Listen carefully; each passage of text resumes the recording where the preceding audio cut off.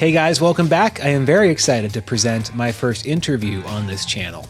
One of the reasons I named my channel Beatles Reconstructed is not just to talk about instruments and gear, but to talk to people who are actively revitalizing and renewing the Beatles spirit, both now and in the future. Today I got to talk to one of those people. Skylar Moody has lit up Beatles social media with content that really can't be compared anywhere else. She's been reposted by the official Beatles account. She's met Zach Starkey, Olivia, Danny, two McCartney kids. She's interviewed Ringo twice.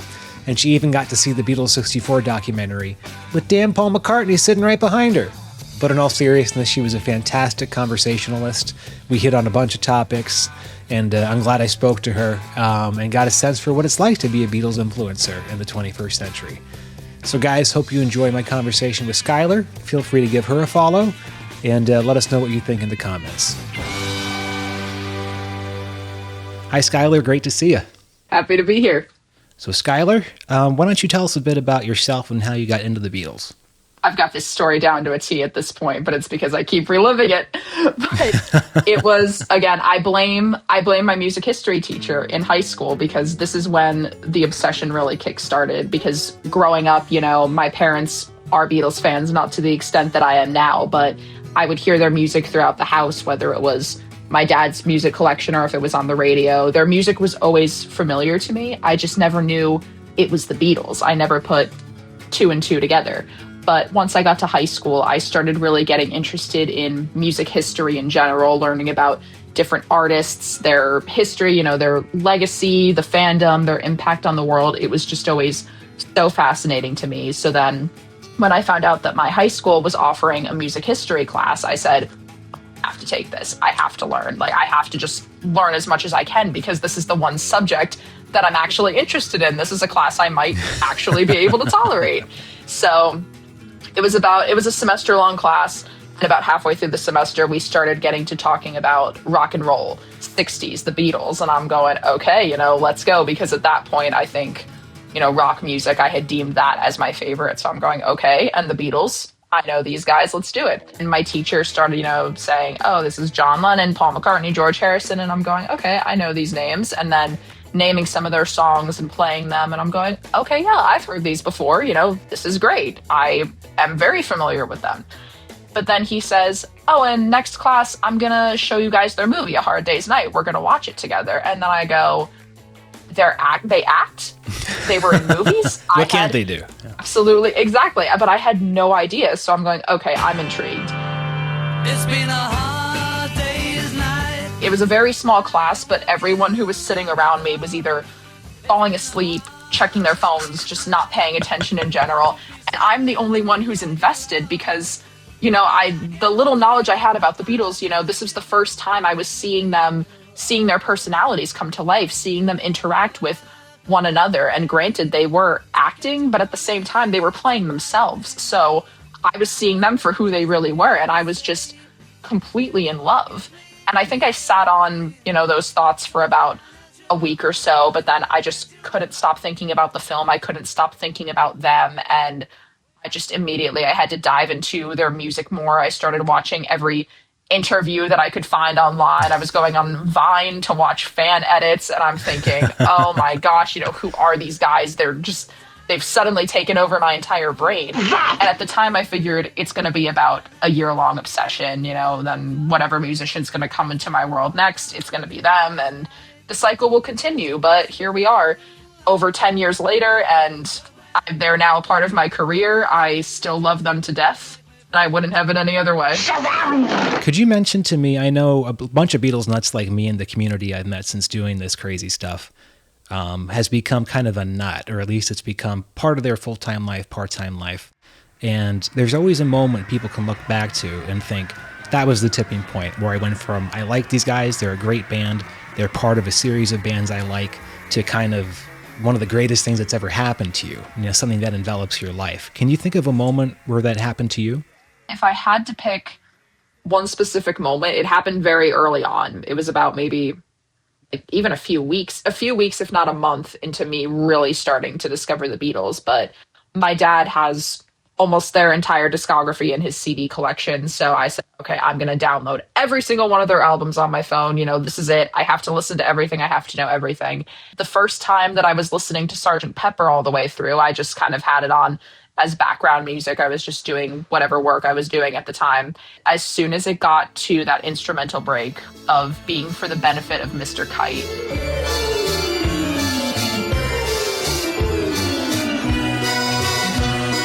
I just immediately stopped what I was doing and I went, Beatles made this? You know, the little knowledge I had about the Beatles at the time, I only knew, you know, some of their earlier stuff, some of their later stuff, just greatest hits. But then this was unlike anything that I had ever heard before. And I'm thinking, you know, they created this, you know, what is their range here? What is going on? You know, that moment I just knew. I said, this is something extraordinary. I have to learn more. Like, I think, you know, these guys, they are it.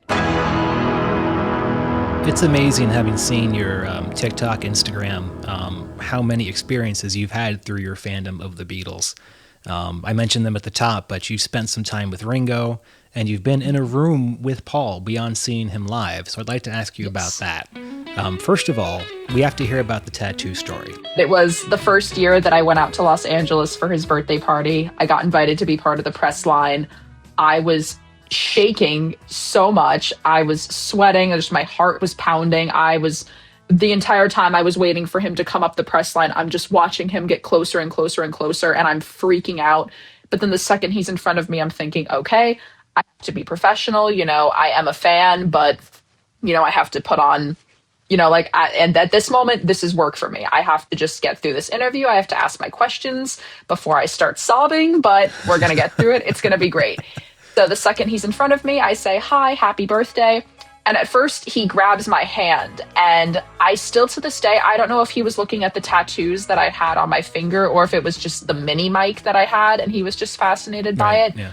But the day before I had met him, I like to get travel tattoos now whenever I can if I go to a new city. Oh, nice. And because I was in town for Ringo's birthday, I got these peace and love tattoos on my fingers. Peace and love, of course. Yeah. And so I thought that's what he was looking at. That was just, you know, my gut instinct. And so at first, the funny thing about that is that when I showed them to him, I showed it this way, which I learned is a way of flipping someone off. Didn't John do that at one point? I think I've seen John do that. Yeah. I know there's one photo shoot he did, yes, but I had no idea at the time. But then the tattoo that really got him was I started asking my questions. I was trying to get into the interview just thinking, oh my gosh, you know, this man already grabbed my hand. I need to just start talking before I collapse. But I start asking my question, and I guess he's looking at all the other tattoos on my arm, and he sees my John Lennon tattoo that I have right here. Wow. And he quite literally, he touches my arm, he points it, he goes, Johnny. And I'm like, I couldn't, oh my gosh. Out of body experience, yeah. What I said to that, oh my gosh. I don't even remember what I said off the top of my head. Happy birthday. Great. I got these yesterday just for you. Peace and love tattoo. Yeah. Johnny. And Johnny boy, I was worried you'd think that he was my favorite Beatle. But that was the first thing that popped into my head. I said, I was worried you were going to think he was my favorite. And then Ringo goes, oh, well, he could be. He's one of mine. I was worried you'd think that he was my favorite Beatle. Well, he could be. Yeah. He's one of mine. I would hope so. I would hope so. And I just went, oh, that's like adorable. My heart. It turned into the sweetest moment. Like I couldn't have asked for a better first meeting, not with just any celebrity, with any musician, but with a Beatle. That was the first interaction. Thank you. I want to talk about Paul for a second. You've had the awesome Ringo experiences, but you've seen Paul in concert, you said 3 times? 3 times, yes. Now, first of all, were you at the 2022 show at MetLife? So was I. Yes. We were at the same show. Where were you sitting? I'm glad you asked because I was going to brag about it anyway. Did you have floor? So I wasn't going to go at all because I was worried about his voice. But then I heard good reviews from folks I didn't expect to enjoy the show, and got 6th row center, spent $3,000 on 6th row center. Listen, it's worth it. It was worth it, man.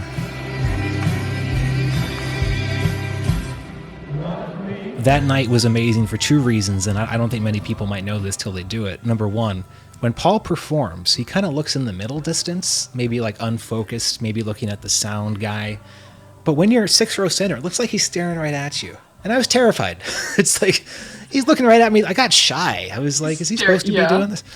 And another nice element, Michael Bloomberg was sitting behind me. So for one day, I got to feel like a hot shot, having the billionaire sitting behind me. I wouldn't have even recognized him if I saw him. That concert was awesome. Bruce Springsteen, Glory Days, his birthday. Yeah. Like, really magical. Oh my gosh. Right?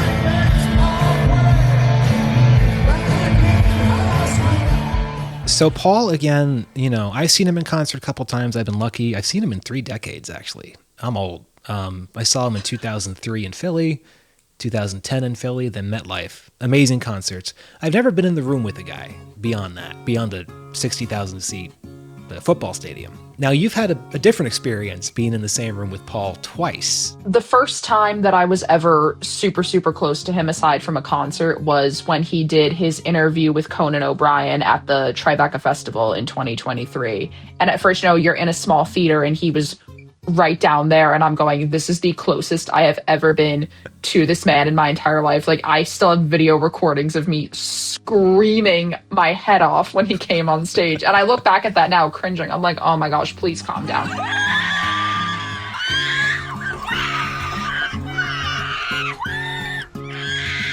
But at the time, I had never been that close to him before.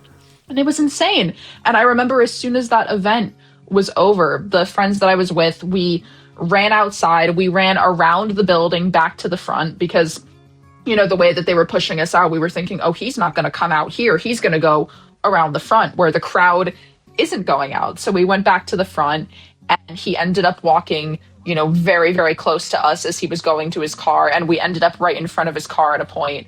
But when he was still making his way out, he turned his head and he looked at this crowd of fans who were just waiting for him and cheering. And I just screamed, "Happy birthday, Paul, I love you," because it was in June, right before his birthday. And I remember the video I have, he starts waving at the crowd, and then there was a security guard that was kind of blocking him. Sure. And he made it a point to kind of sneak around the security guard, and he started blowing kisses. Oh, you're kidding. Are you serious? At me. I'm going, holy shit.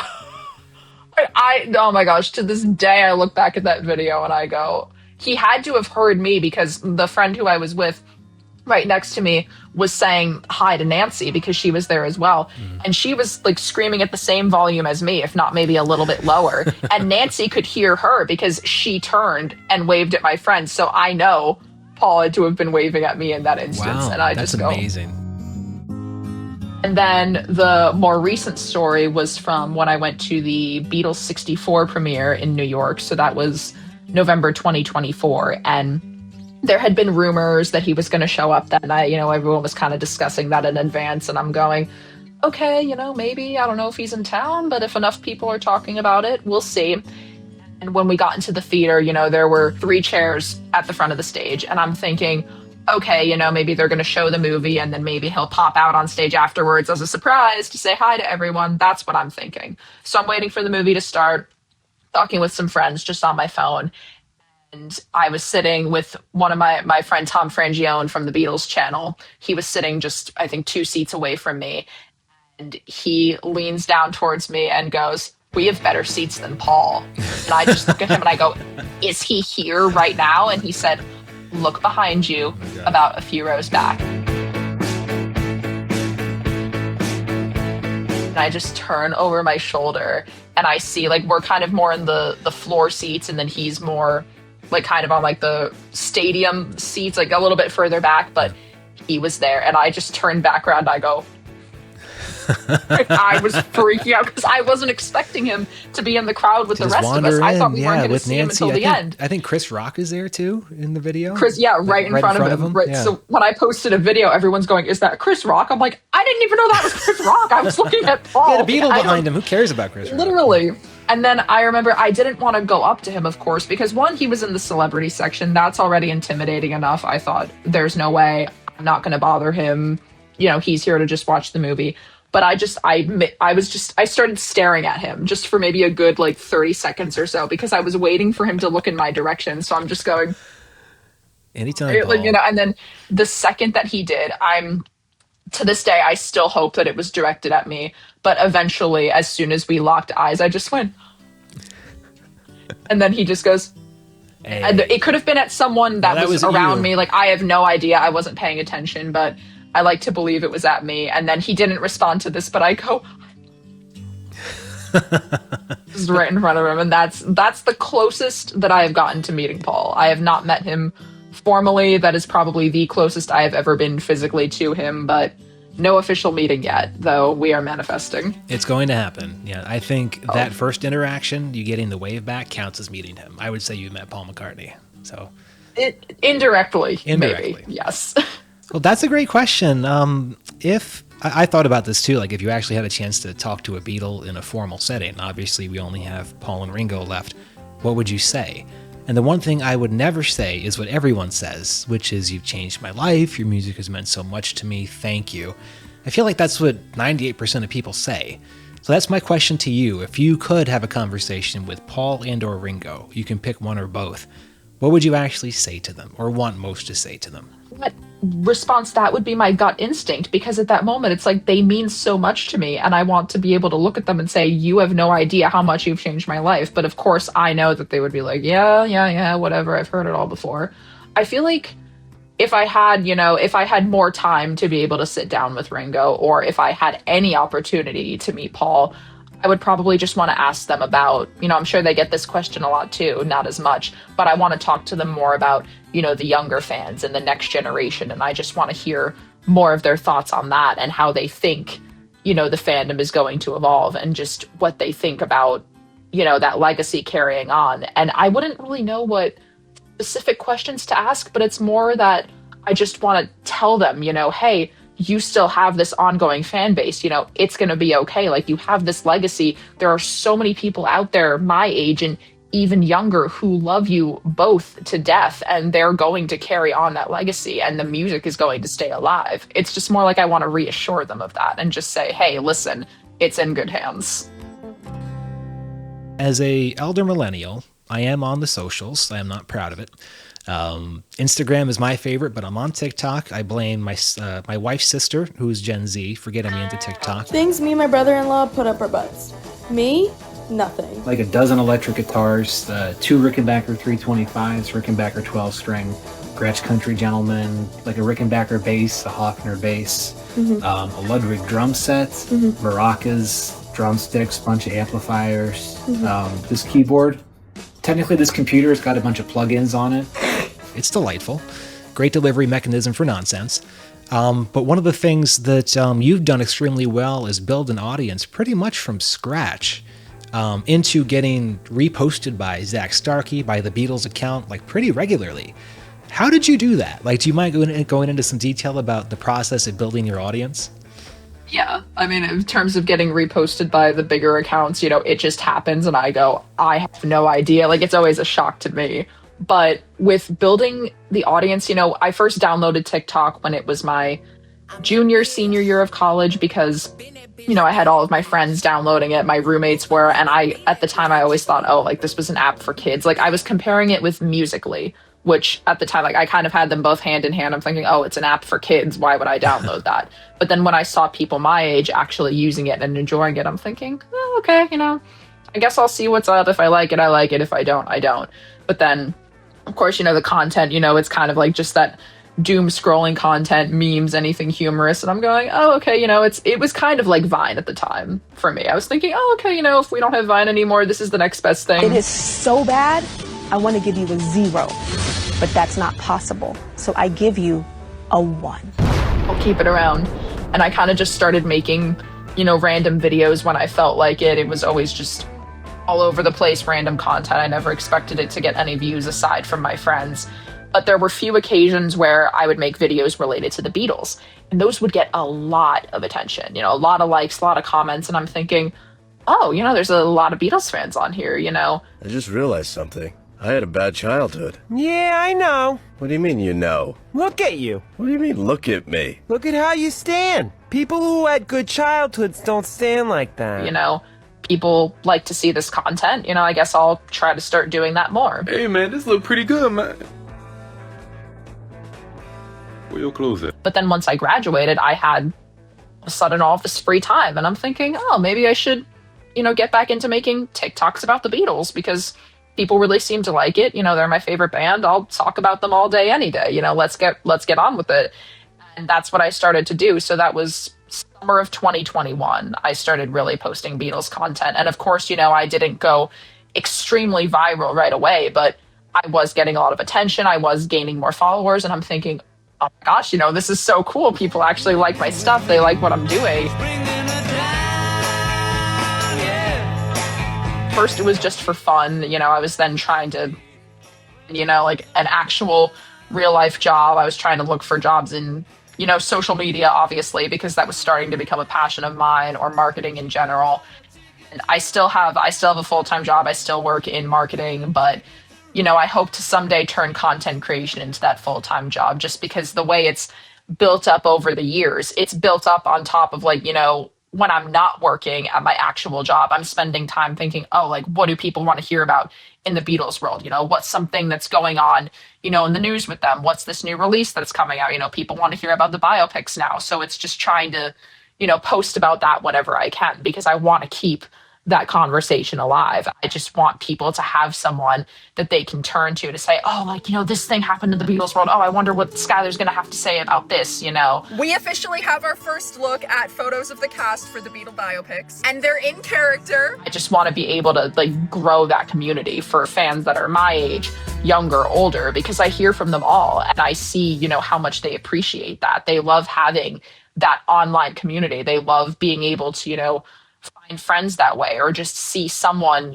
so young and so passionate. And I'm just, I'm happy to be one of many people in that bubble. And I love doing it. I love talking about the boys, and it's never going to get old. I love it. Yeah, it's amazing how with some influencers you can see they're in it for clicks or in it for endorsements, but with the genuine ones, you see it right away. You sense it through the screen. You're obviously one of them. Especially with Beatles fans, yes. Especially Beatles fans. One of the things notable about yours is the frequency of the posts. I seem like I open up Instagram and there's one new from you every time, and I check a lot. And how well edited they are, too. And I did some stalking before this. Good research. As expected. There you go.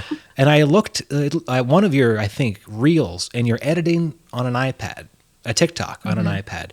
Is that how you edit? Can you go into a little bit about how you edit and create all these awesome TikToks so quickly? I use CapCut for everything, but when it's my iPad, I have that bigger screen. It's a little bit easier to work with everything, get it to where I want to be. But then if it's something that's a little bit quicker, I usually just use my phone because I have the app on my phone as well.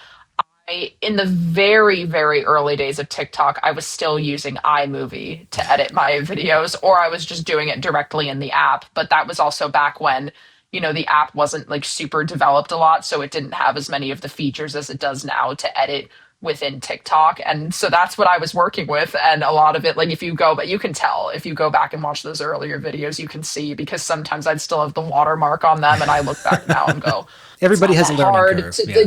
Exactly. But then eventually I found CapCut, and that's become, the easiest platform for me to use. And it's fun. I love it. Do you find yourself every day thinking about, oh, this will be my next TikTok? Are you constantly brainstorming what's next? Or do you spend 3 days a week thinking about Beatles stuff and go back to your regular life the other 4 days? Sometimes I kind of have to put it off to the side a bit, especially when I'm at work all day. I have to focus on my job there. But then sometimes I'll get an idea midday and I'll think, oh, this would make for a good idea. I'm going to save this for later. Maybe I'll record this when I'm at home tonight, or I'll record it in the morning before I go to work, or, oh, I'm going to be home this weekend, I'll do it then. And then, of course, during the week, I also have to work on, my news recaps that I post every Friday. I have to keep paying attention to what's going on in the news so I can say, oh, I want to talk about this on Friday. I want to talk about that. It's really hard when it's the spontaneous breaking news stories that come out, with the Beatles biopics, for instance. We don't know when we're going to get new content. We don't know what they're going to put out day to day. And some days it's nothing, and some days it's everything. So I could be at work in the middle of the day and I'll see these new photos come out and I'll go, oh my gosh, I have to talk about this right now. It hijacks your day. Not kidding. Yeah. It will take at least a good 5 minutes or so. I will run out to my car, sit in my car, record a quick video, come back inside. As long as I'm not gone for an hour, then I don't think anyone minds too much. But, it's something super quick. Like, I just always have to be on the pulse. And luckily, I'm at a job where, my job is also to be on my phone, to be on social media, Well, to there be you go. seeing what's going on. And so I kind of have that advantage. And, again, I hope this is going to lead into something full time with content creation, because It will. that is what I'm mainly passionate about. But right now, it's trying to balance the two and just trying to find, a healthy balance between them, because I don't want one to override the other. A lot of folks are in the same boat. Everyone on our Gear There and Everywhere podcast, this is their passion project, but they have a day job. I work in state government. Another guy works with the federal government. One guy records audiobooks for VIPs. He has the setup already, obviously. But yeah, I think we all in the back of our minds think, God, I'd love to do this as my job. Like, this would just really fulfill me. And You got to keep grinding. You just got to keep grinding. doing what you're doing. And, it is frustrating because people will say that to me all the time. They'll say, oh, just keep going. We love what you do. And I'm thinking, well, when is this going to lead to something bigger? And I know that it will eventually. It's just I am so impatient.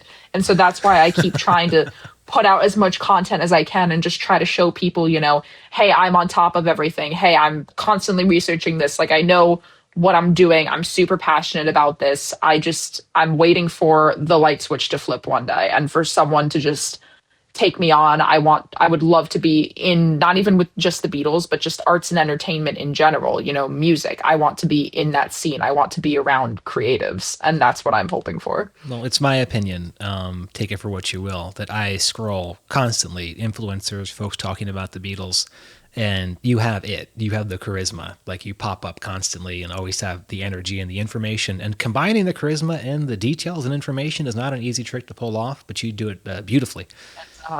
I try. You got to just try to be as natural as you can in front of the camera. Like, and believe most of the videos that I record, I am reading a script, because if I don't plan out what I'm going to say in advance, my brain is just going to go in a million different places. So whether you can tell or not, it's 98% of my content is scripted. I just try to say it in a natural way, something not robotic, so that people can see, like, oh, this feels, so real. But of course, yeah. But like, you have to have your thoughts written out beforehand. Otherwise, your brain is going to go in a million different places. I never would have guessed you were reading from a script. I had no idea. Oh, yeah, because then otherwise it would take me about half an hour to record a video instead of 5 minutes. And I'm like, I don't have time for that. I got to get these thoughts out. Got to organize myself. I have a couple more topics I'd like to hit before we wrap up. But before I do, I have one serious question for you. I am very lucky that 99% of commenters on my videos are the most lovely people I've ever seen give comments. It's all like life-affirming compliments, things I look at when I'm in a bad mood. Like, it really does lift me up. Yeah. But then there is that like 0.01% who are just rancid and negative and trolling. Oh, yeah. And I'm sure it's, for obvious reasons, 10 times worse for you. The internet is misogynistic. Depends on the day. Yeah, but depends on the day. Okay. How do you handle that? Do you have days where you want to throw your phone in the ocean?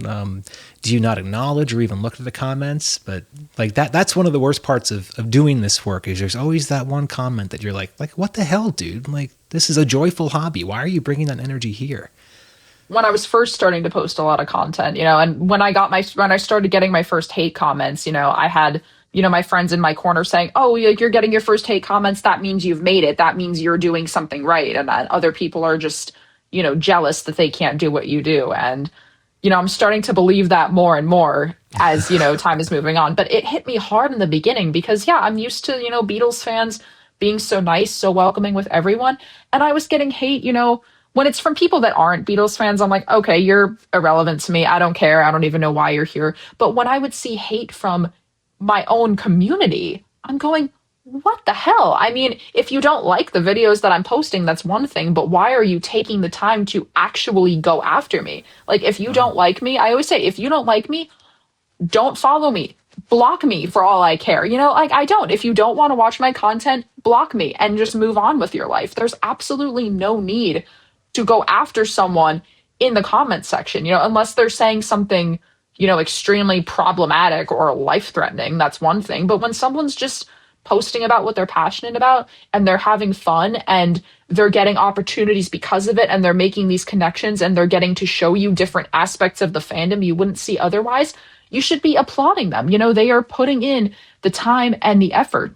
you have no idea what is going on behind the scenes. I would love to see anyone who's leaving hate comments. I would love to have them spend a day with me, see what I have to do day to day, whether it's in my real life job or trying to keep up with all this content, trying to do all this editing, get everything out in a timely manner.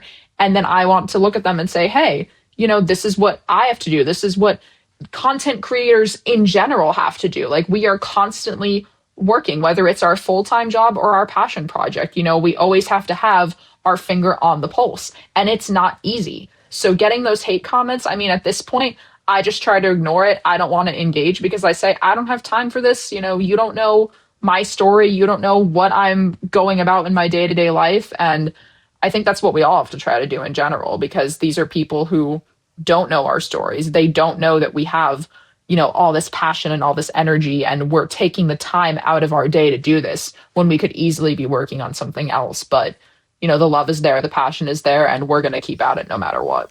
I can tell you're a New Yorker based on your thick skin. It's very impressive. By osmosis, I'm a New Yorker, yes.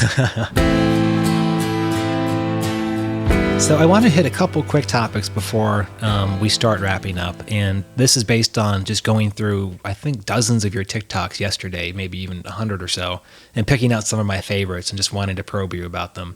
One of my favorites was your live reaction to seeing or hearing Now and Then for the first time. It is time to listen to the Beatles' final single, Now and Then. Am I ready for this? No, this is it. It sounds so crisp. And I just watched your face go through all the emotions I went through hearing it too, which is, this is interesting. Not sure if I like that. Oh, that's beautiful. Is that because? That sounds like because. Flying guitar! Oh, this is stunning. You mentioned that you might need 10 more listens to come up with your final opinion on it. Having had what I assume is 10 more listens, do you have a final opinion on Now and Then? Way more. Unpopular opinion, I would say it's one of my top 5 favorite Beatles songs. Top 5? I don't know where already. exactly in the top 5 it would be, but it was an incredibly emotional moment because I never thought in my lifetime that I would get to hear a new Beatles song. I thought everything was all wrapped up and done, and then the second they started coming out and saying, oh, we have this demo, we've been working to refresh it, Peter Jackson's been working on it, I'm going, I get to hear a new Beatles song in this day and age? Like, who would have thought? This is amazing. So it was that emotional impact, but also then the lyrics just hit so deeply. And if we're talking about Beatles tattoos, continuing that conversation, I got It's All Because of You. Oh, look at that. On my arm. Wow. Because when I hear that song, it was when I was about to be celebrating my 9th year as a Beatles fan, so almost a decade, but I just heard the lyrics. I know it's true. It's all because of you. And if I make it through, I know it's all because of you. And I'm thinking, this is exactly how I feel about the Beatles. I would not be where I am today if it weren't for them. Like, truly everything in my life, it's all because of them. Everything goes back to the Beatles. Even new music artists that I've started to get into today, I'm finding these new obsessions and they're coming into my life. But at the same time, everything goes back to the Beatles. It's all because of them. They are always going to be my number ones for life. That song just solidified it. It just, everything that I was thinking about them, it was just put into words so beautifully. So I don't want to go too deeply into this, but the Sam Mendes fans are one of the biggest topics of discussion, especially amongst the Gen Z Beatles contingent. I guess just to lead with a high-level question, what are your expectations for the films at this point? The streets have been transformed into 1960s Beatlemania for Sam Mendes, The Beatles, a 4-film cinematic event. I have a lot of friends out in Liverpool who have gotten to spend time with some of the actors, and I've only been hearing good things, hearing how passionate and excited they are about the films and how they're trying to dive into every aspect they can. So I have complete faith that they have chosen the right actors to play the Beatles, and of course all of the ladies in the film, everything beyond that. I know that they are all passionate, they're in it, and they wouldn't have accepted this project if they didn't know what they were getting themselves into, because with the Beatles, it's just so much. You have to really, really invest so much time and energy into learning about their story and their characteristics and how they were with everyone in their inner circle. And I have faith that they're going to do it justice. I hope that they have an amazing script to work with. And, in terms of looks, it's For some of the actors, my theory has been that each actor is going to portray one era like incredibly well. It's going to suit them beautifully, and I am starting to see that. I think with Harris Dickinson as John, I think when I saw the pictures of him dressed in the whole Sgt. Pepper era getup, I said, that is, that's going to be his era. And then Barry as Ringo, I'm seeing him as Ringo in the early Beatlemania days, and I'm seeing the vision with that, and I'm thinking, okay, that's going to be it for him. With Paul and Joseph, I'm still trying to kind of find that because, in some pictures, like even with all of them in general, in some pictures they look really, really good, and then in other pictures I go, okay, I don't really see it, but like maybe it'll look better on screen. We'll it's have to hard. Wait and see. And yeah, and I'm hearing like I'm getting all this information along with everyone else. I'm still trying to form my opinions. It's just it goes back and forth every day, and we're not going to know for sure until we start to see some of the trailers or when the movies come out. But I'm trying to be as hopeful as I can, but I am protective because these are my boys and I want their stories to be told accurately. And I know with biopics, they're not always 100% accurate, but I'm hoping for the Beatles, the fact that they're doing 4 movies as opposed to 1, I'm thinking you have so much time to tell all of their stories in as much detail as you can, and I hope they take full advantage. Now, they're releasing all 4 on the same day, so you have to pick one to go to first. If I had to guess, well, why don't you reveal which one would you go to first? It's going to be John. Yeah. It has to be John, even though that's the one I would be the most scared for because, that is my boy right there, my favorite musician of all time, and I'm going, if they make even one tiny mistake, I'm going, like, I don't even know if I'll be able to handle watching these in theaters because I'm going to want to pause the movie every 10 seconds to say, wait. Like, I'm going to be hyper analyzing every detail. You're one of us. Absolutely. Did you get that right? Did you get that right? It's just, oh my gosh. I'm excited, but I am terrified all at the same time, as I'm sure everyone else is too. We're in kind of a transitionary phase right now. There's a new CEO of Apple Corps, Tom Green, I think is his name.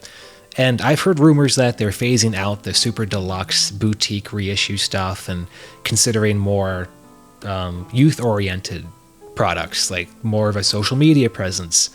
I'm not sure where the Beatles will be in 10, 15, 20 years or how they'll continue to promote their legacy. I think the amount of unreleased material is getting smaller and smaller with the Anthology 4 release, with the remastered Anthology documentary, but what are your thoughts on like the next 5-10 years of the Beatles? Are you hopeful, optimistic, or too soon to tell? If they're gearing more towards the younger generations, I would say immediately I'm all for it because, that's my generation. I follow a lot of younger fans. I see teenagers that follow me. I see what they're getting excited about. So if that's the direction that they're going in, I'm all for it. And definitely I will say more of a social media presence because I see the kind of videos that they're posting on TikTok, Instagram. I see them interacting with the fans a lot more, like reposting more, liking comments, replying to comments. And I'm going, oh my gosh, they have never done this before. And I have to believe it's because, there's a new man in charge. They're going in a new direction. And if it's based around that, I love it. So on a lighter note, I'm going to transition to our final segment, and I am unashamedly stealing this from Gear There and Everywhere, our Beatles podcast, which is called 4 Fab Questions. We're going to put you on the hot seat. Oh boy, let's do it. So number 1, I wanted to shout you out because I watched your Guess the Beatles a Beatles Song in 1 Second TikTok, and you got fucking Chic of Araby. You're gonna lose that girl. Wild honey pie. Anytime at all. Oh, darling. Piggies. It's been a long... Wait. I want you, she's so heavy. I call your name. Help. I need some... Rock and roll music. Come together. I feel fine. Not a second time. Dr. Robert. Chic of Araby. Get back. That Revolution 1. What goes on? I'm looking through you. Fool on the Hill. Nowhere Man. I'm done. but it was Tell Me Why. That was an amazing performance. I know my anthology. Listen. You know your Beatles. Yeah, I was like, Yes. God damn, she got Chic of Araby. But I'm putting you on the hot seat. What is your number one favorite Beatles song? Long, Long, Long off of the White Album.